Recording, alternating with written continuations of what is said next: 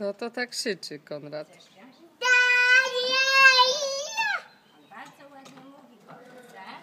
Ja cię tu nagram i babcią wyślę, jak ty to krzykacz jesteś. Tak? No.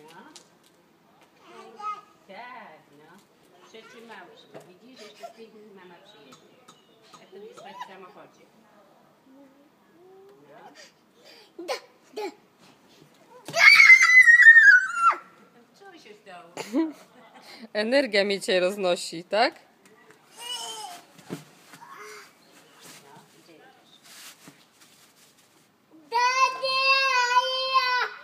Daddy, didi, da. Daddy, didi, da.